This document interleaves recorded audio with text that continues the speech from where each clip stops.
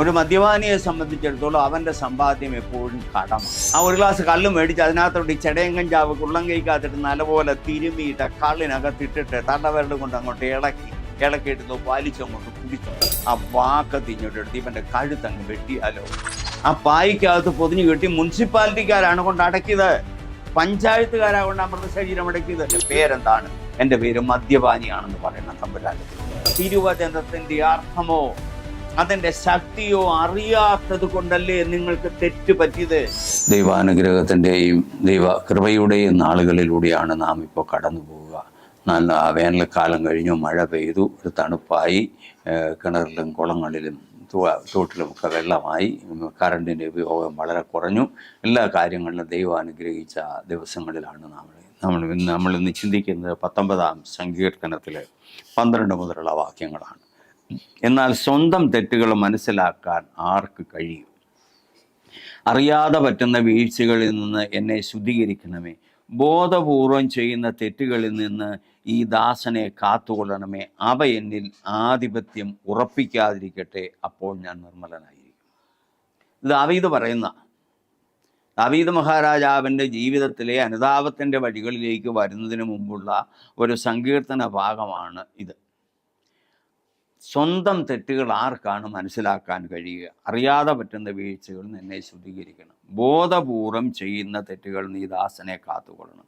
അവ എന്നിൽ ആധിപത്യം ഉറപ്പിക്കാതിരിക്കട്ടെ, അപ്പോൾ ഞാൻ നിർമ്മലനായിരിക്കും. ഈ ഭാഗം വായിക്കുമ്പോൾ എൻ്റെ ഓർമ്മയിൽ വരിക പഴയ ഉൽപ്പത്തി പുസ്തകത്തിൽ 9-ാം അധ്യായത്തിൽ ഒരു സംഭവമുണ്ട്. ഉൽപ്പത്തി പുസ്തകം 9-ാം അധ്യായത്തിൽ പ്രളയമൊക്കെ കഴിഞ്ഞ് വെള്ളമൊക്കെ താന്ന് നോഹയപ്പച്ചൻ്റെ കപ്പൽ അറാറാത്ത പർവ്വതത്തിൻ്റെ അവിടെ ഉറച്ച് അപ്പച്ചൻ അതിനകത്തുനിന്ന് ഇറങ്ങി, മക്കളും എല്ലാവരും ഒക്കെ ഇറങ്ങിക്കഴിഞ്ഞപ്പോൾ അപ്പച്ചൻ ദൈവത്തിനൊരു ബലി അർപ്പിക്കുന്നു. ബലിയിൽ ദൈവം പിന്നെ തൃപ്തിപ്പെടുന്നു, മഴവില്ല് സ്ഥാപിക്കുന്നു. അത് കഴിഞ്ഞ് അപ്പച്ചൻ ഒരു കൃഷി ചെയ്യുക. നോഹയപ്പച്ചൻ ചെയ്യുന്നത് മുന്തിരി കൃഷിയാണ്.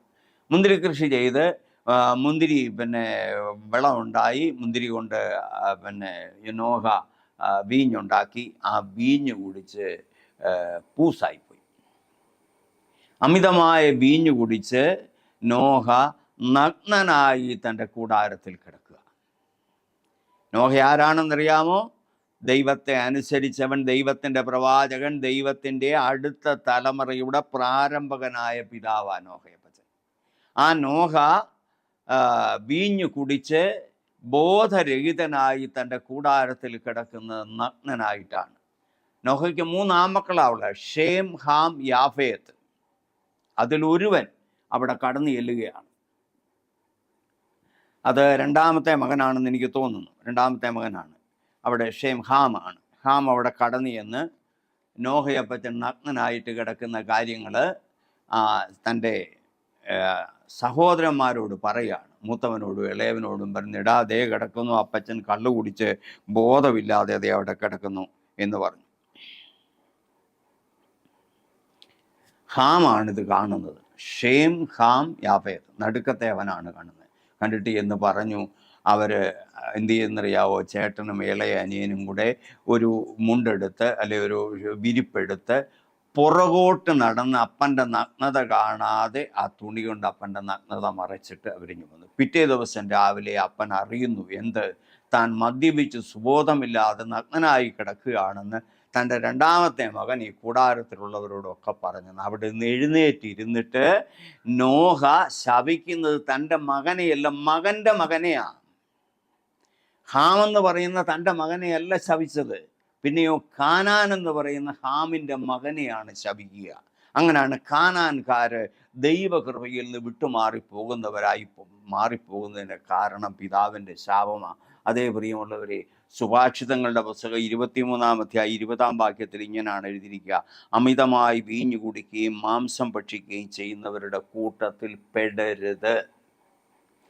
അമിതമായി വീഞ്ഞു കുടിക്കുകയും മാംസം ഭക്ഷിക്കുകയും ചെയ്യുന്നവരുടെ കൂട്ടത്തിൽ പെടരുത്. എന്തെന്നാൽ മദ്യപനും ഭോജനപ്രിയനും ദാരിദ്ര്യത്തിൽ അകപ്പെടും. മത്ത് പിടിച്ച് മയങ്ങുന്നവന് കീറ തുണി ഉടുക്കേണ്ടി വരും. ഒരു മദ്യപാനിയെ സംബന്ധിച്ചിടത്തോളം അവൻ്റെ സമ്പാദ്യം എപ്പോഴും കടമ. അവൻ്റെ സമ്പാദ്യം ഇതാണ്. ഒരു കോളനി പ്രദേശത്ത് ഒരു വീട്ടിൽ ഭാര്യയും ഭർത്താവും 3 മക്കളും. അതിൽ ഭർത്താവ് ഇങ്ങനെ കട്ടിലേ കിടന്നുറങ്ങുകയാണ്, തൊഴിലാളിയാണ്. അപ്പോൾ ഭാര്യ വിളിച്ചതേ എഴുന്നേറ്റേ, ആ പിള്ളേർക്ക് രാവിലത്തേക്കൊന്നുമില്ല, നിങ്ങൾ ആ കടയിൽ പോയി 5-6 ദോശയും 2-3 ചായയൊക്കെ മേടിച്ചിട്ടുണ്ടോ, പിള്ളേർക്ക് സ്കൂളിൽ പോകണ്ട്, എൻ്റെ കയ്യിൽ 5 പൈസ ഇല്ല. ഇങ്ങനെ പറഞ്ഞാൽ എങ്ങനാ? രണ്ടാമത്തെ കൊച്ചിന് പനിയായിട്ട് കിടക്കുക, മരുന്ന് മേടിക്കണ്ടേ, എൻ്റെ കയ്യിലൊന്നുമില്ല. അതേ മൂത്ത കൊച്ച പിന്നെ 8ാം ക്ലാസ്, അതിന് പരീക്ഷാ ഫീസ് കൊടുക്കണം, എൻ്റെ കയ്യിലൊന്നുമില്ല. നിങ്ങളുടെ കയ്യിലൊന്നും ഇല്ലെന്ന് പറഞ്ഞാൽ ഇതെങ്ങനെയാണ് നടക്കുന്നത്? കിടന്നുറങ്ങാനും സമ്മതിക്കുകയില്ല. അവൻ എഴുന്നേറ്റ് ആ തലയോസം ഊരിയിട്ട് ആ മുഷിഞ്ഞ വെനിയനും എടുത്തിട്ട് തോർത്തും എടുത്ത് അരയെ കെട്ടി ഇറങ്ങിപ്പോയി. ഒരു കൂട്ടുകാരെ കണ്ട് ചോദിച്ചടാ, ഇച്ചിരി കാശ് തരാം, രാവിലെ പിള്ളേർക്ക് അവിടെ ഒന്നുമില്ല, ഉണ്ടേ 100 രൂപ. എടാ എവിടെ ഇരിക്കുന്നേ, എല്ലാം ഇന്നലെ അടിച്ച് തീർത്തേച്ചല്ലേ നമ്മൾ പിരിഞ്ഞത്. പിന്നെ ആ അടുത്ത അഭിപ്രായം ഒരുത്തൻ്റെ കയ്യിൽ 5 രൂപ ഉണ്ട്, ഒരു പഴയ പച്ച നിറമുള്ള 5 രൂപ നോട്ട്, അവനത് കൊടുത്തു. അതും കൊണ്ട് അങ്ങോട്ട് നീക്കി വെച്ചൊരു മാടക്കടയാണ് കഞ്ചാവ് വയ്ക്കുന്നത്. അവിടെ 2 രൂപ കൊടുത്തൊരു ഒരു പാക്കറ്റ് ചെടയും കഞ്ചാവും മേടിച്ചു. അതുമായിട്ട് നേരെ ഷാപ്പിലോട്ട് പോയി ചെന്നു. ഇന്നലത്തെ മൂത്ത പനങ്കള്ളില്ലേ, അതേലും ഒരു ഗ്ലാസ് തരാൻ പറയും, അതിന് 3 രൂപ വിലയുള്ളൂ. അന്ന് ആ ഒരു ഗ്ലാസ് കള്ള് മേടിച്ച് അതിനകത്തോട്ട് ഈ ചെടയും കഞ്ചാവ് കുള്ളം കൈക്കകത്തിട്ട് നല്ലപോലെ തിരുമിയിട്ട് കള്ളിനകത്തിട്ടിട്ട് തള്ളവിരൽ കൊണ്ട് അങ്ങോട്ട് ഇളക്കിയിട്ട് വലിച്ചങ്ങോട്ട് കുടിച്ചു. ഒരു 10 മിനിറ്റ് കഴിഞ്ഞപ്പോൾ പനമരം ആടുന്ന പോലെ ആടാൻ തുടങ്ങി. പതുക്കെ നേരെ വീട്ടിലോട്ട് ചെന്നപ്പോൾ എഴുന്നേറ്റ് പോയ കട്ടിലെ പട്ടി കിടപ്പുണ്ട്, പട്ടിക്കിട്ട് പട്ടി എഴുന്നേറ്റ് പോയി. ഈ പുള്ളി അവിടോട്ട് കിടന്നു. പിള്ളേർക്ക് മരുന്ന് മേടിച്ചോ? മകന് പരീക്ഷാ ഫീസ് കൊടുത്തോ? പിള്ളേർ രാവിലെ വല്ലതും കഴിച്ചോ? ഒന്നും അറിയത്തില്ല, അവിടെ കിടന്നുറങ്ങി. ഇതാണ് മദ്യപാനി.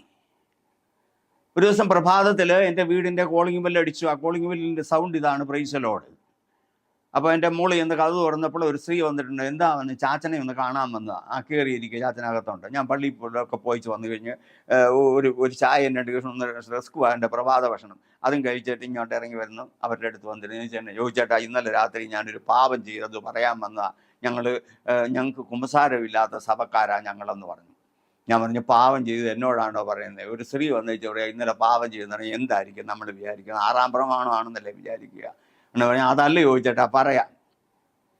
കുറേ ദിവസങ്ങളായിട്ട് പണിയില്ല, ലോഡിങ്ങും ഇല്ല, പണിയും തടിപ്പണിയും ഒന്നുമില്ല, ആകെപ്പാടെ പട്ടിണിയാണ്, ഇന്നും പട്ടിണിയാണ്. അപ്പോൾ ഇന്നലെ വൈകുന്നേരം ഞാൻ ആ റേഷൻ കടയിൽ ചെന്നിട്ട് 2 യൂണിറ്റ് അരി ചോദിച്ചിട്ട് അയാൾ തന്നില്ല.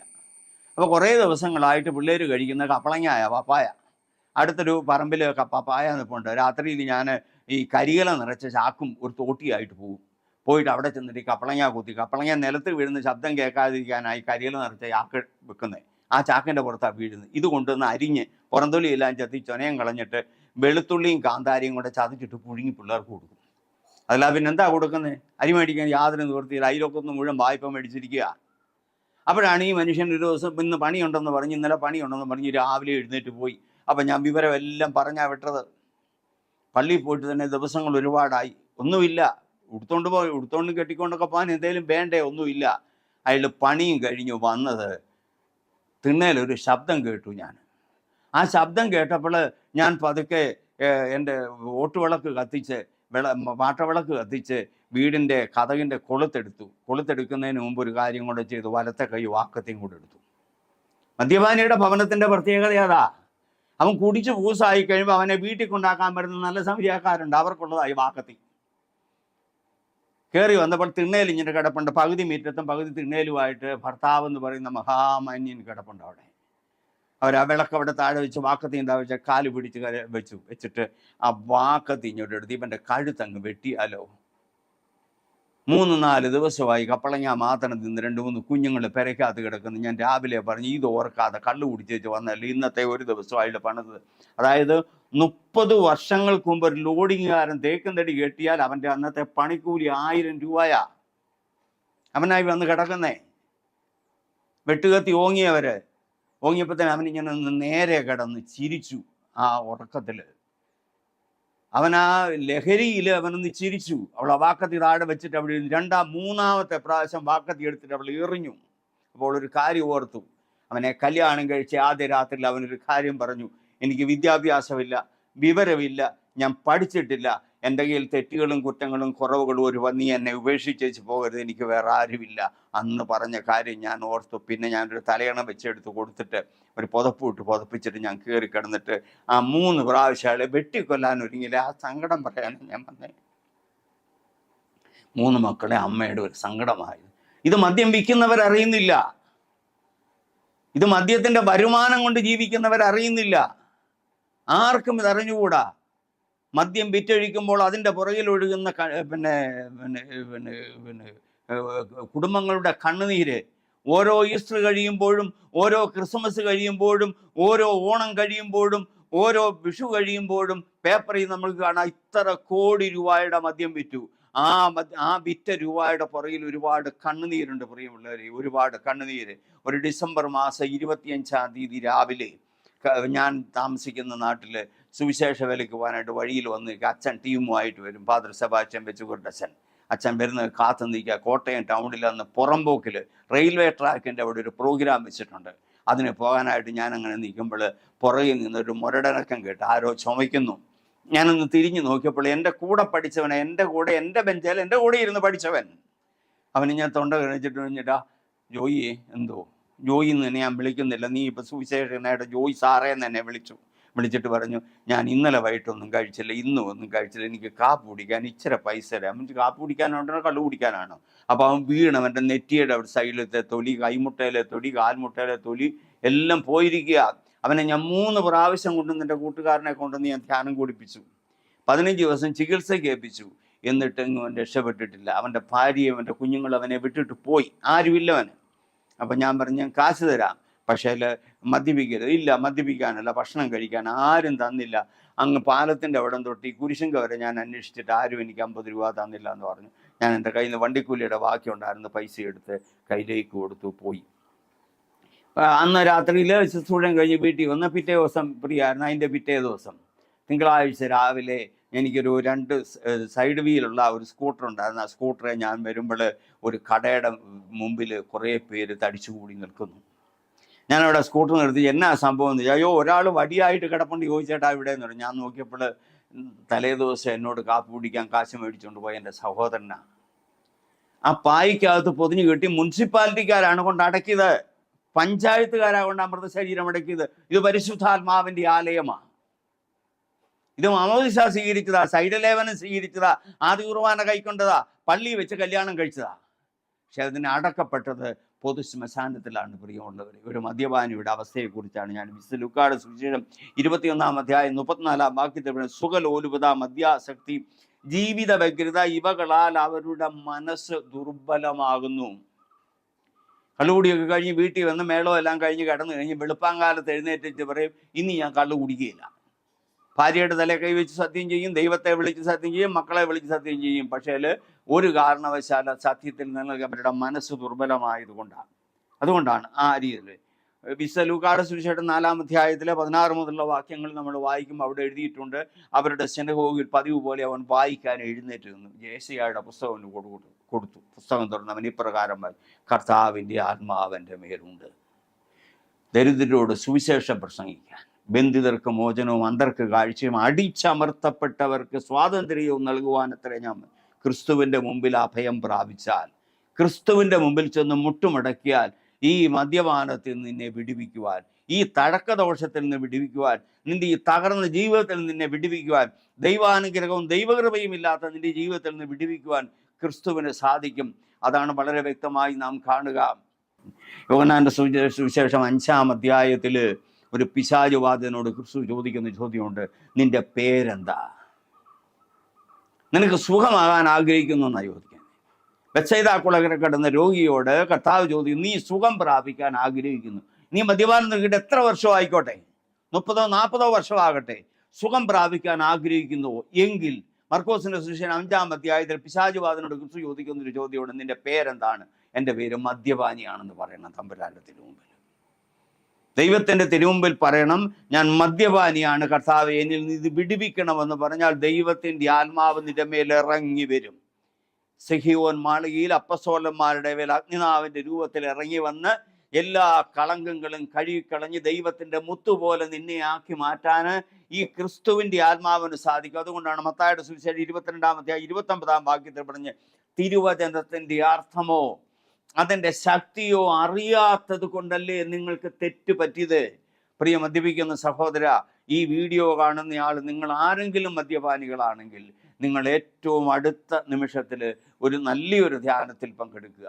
തമ്പുരാൻ നിങ്ങളെ സഹായിക്കും. നിങ്ങൾക്ക് ഇന്ന് വിടുതൽ കിട്ടും. ക്രിസ്തുവിൽ അഭയം പ്രാപിക്കുക. ആ കുരിശൻ്റെ ചുവട്ടിലൊന്ന് അഭയം പ്രാപിച്ചാൽ, ആ വചനം ഒന്ന് സ്വീകരിച്ചാൽ, ഒരു പുരോഹിതൻ നിങ്ങളുടെ ശിരസിൽ കൈവച്ചാൽ പൂർണ്ണമായിട്ടും നിങ്ങളുടെ മദ്യപാനത്തിൽ നിങ്ങൾക്ക് മോചനം കിട്ടും. നിങ്ങളുടെ ജീവിതം രക്ഷ പ്രാപിക്കുകയും ചെയ്യും. നമ്മുടെ സമൂഹത്തിൽ ഇന്ന് നമ്മൾ മാതൃകയാകരുത്. മദ്യപാനി നമ്മൾ മാതൃകയാകരുത്. മക്കൾക്കും സഹോദരങ്ങൾക്കും അയൽപക്കംകാർക്കും നമ്മൾ മദ്യപാനിയായിട്ട് മാതൃകയാകരുത്. അതിന്ന് പിന്തിരിയണം. ഞാൻ കുറവ് കൊണ്ട് ഞാനിവിടെ ചുരുക്കുകയാണ്. ഇനി ഒരിക്കലൂടെ നമുക്കിതേപ്പറ്റി സംസാരിക്കാം, കേൾക്കാം. ഈശോ മിശിഹായിക്ക് സ്തുതിയായിരിക്കട്ടെ.